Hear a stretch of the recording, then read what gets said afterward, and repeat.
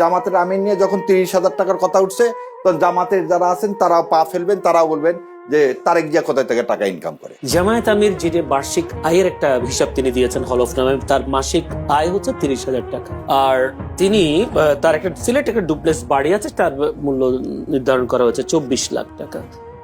আপনি এই তথ্যটা কতটা বিশ্বাসযোগ্য বলে মনে করেন? আবার যদি একটা প্রশ্নের সাথে যুক্ত করে দিই, রাজধানীতে 30,000 টাকা দিয়ে একজন বা ফ্যামিলি নিয়ে বসবাস করা কতটা সম্ভব? আচ্ছা, ধন্যবাদ আপনাকে এই প্রশ্নটা করার জন্য। আমি চাচ্ছিলাম যে কেউ প্রশ্নটা করুক, প্রশ্নের উত্তরটা দিই।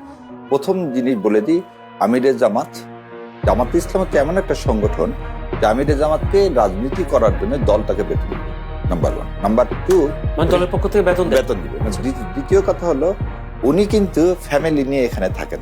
এটাও বোধহয় সবার জানা উচিত। ওনার ফ্যামিলি থাকে সিলেটে। এবং আর একটা জিনিস বলি, গরমের মধ্যে আমার খুব গরম লাগতেছে, আমি খালি বারবার তাকাচ্ছি এসির দিকে। উনি এসি বন্ধ করে বসে আছে, আপনি যেভাবে বসে আছে, আমি জামাত ওখানে বসে আছে, আমি এখানে বসে, আমি বারবার ওদিকে তাকাচ্ছি। আমার কি গরম লাগতেছে? তখন শোনেন, একটা মানুষ 30,000 টাকা বললেন না, উনি সারাদিন জানেন, আমি জানি না, আপনাদের বলে উনি একবেলা ভাত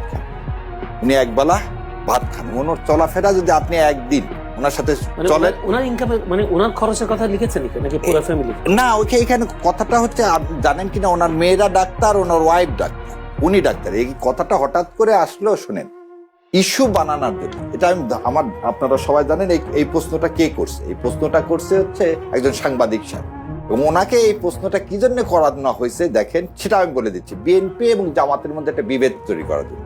কারণ জামাতের আমির নিয়ে যখন 30,000 টাকার কথা উঠছে তখন জামাতের যারা আছেন তারাও পা ফেলবেন, তারাও বলবেন যে তারেক জিয়া কোথায় থেকে টাকা ইনকাম করে। এই যে বিভাজনের রাজনীতির জন্য কিন্তু এই পারভেজ সাহেবকে ইন্ডিয়া ইউজ করছে। এখানে এটা কথা না।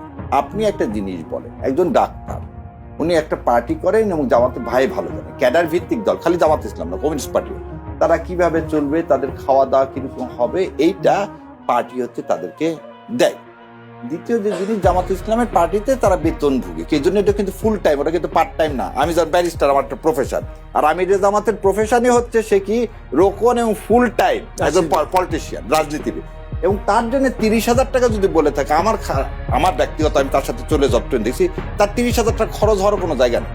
আচ্ছা, দ্বিতীয় কথা হচ্ছে, মেয়েরা, এই যে তাহের ভাইয়ের কথা, তাহের ভাইয়ের তো নিজের ইনকাম নাই, তার ওয়াইফের ইনকাম, তার ওয়াইফও ডাক্তার। তা আমার ফ্যামিলিতে যদি আমি ঘোষণা দিচ্ছি আমার 30,000 টাকা কামাই। এবং আরো একটা জিনিস বলি, ওনার মেয়েদের বিয়ে হয়ে গেছে, ছেলেও ডাক্তার, উনি আর ওনার ওয়াইফ। এবার আরো একটা জিনিস শোনেন, ওনার ওয়াইফ 2001 সালে এমপি ছিল, এবং উনিও হচ্ছে জামাতে ইসলামের মহিলা উইংয়ের পদধারী। তাহলে দুইজন মানুষ, দুইজনে জামাতে ইসলামের ফুল টাইম কর্মকর্তা, তাদের টাকাটা খরচ হবে কোথায় থেকে?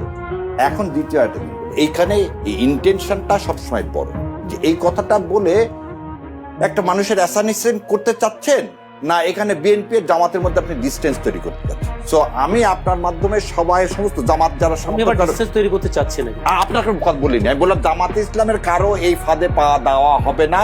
জামিরে জামাতে 30,000 টাকা বলছে, অতএব এটা তারেক জিয়া রহমান সাহেব কোথায় টাকা পান, কিভাবে এত টাকা দেন, এইদিকে যাওয়াই দেওয়া হবে না, সুযোগ তৈরি করে এটা করতে দেওয়া যাবে না।